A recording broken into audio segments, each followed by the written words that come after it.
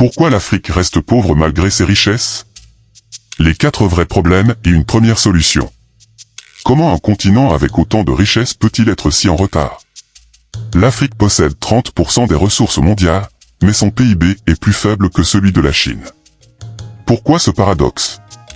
Dans cette vidéo, on va voir les 4 vrais problèmes qui bloquent l'Afrique et une première solution concrète. Les 4 vrais problèmes qui bloquent l'Afrique. 1. Le pillage des ressources. L'Afrique regorge de matières premières comme l'or, le pétrole ou le cacao, mais elles sont exploitées par des entreprises étrangères.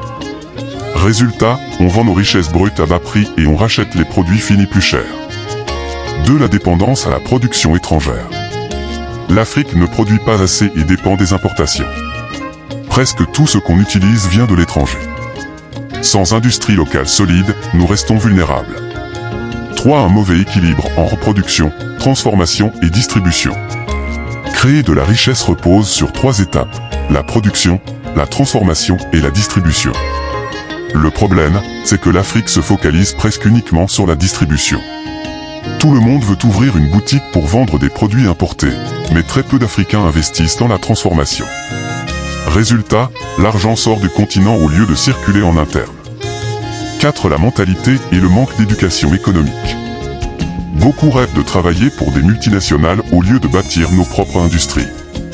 L'éducation est trop théorique et ne forme pas à la gestion économique. Pire encore, beaucoup voient l'Europe comme la seule solution, au lieu d'investir dans l'Afrique. Une première solution concrète. Aujourd'hui, beaucoup de jeunes prêtent leur capital et ouvrent chacun une boutique. Mais ces boutiques ne produisent rien de concret.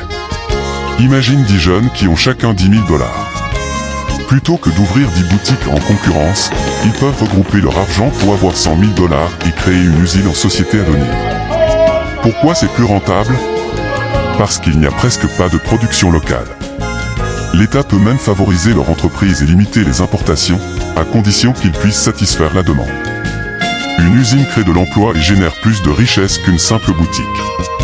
L'Afrique doit sortir du piège de la distribution et commencer à produire et transformer ses propres richesses.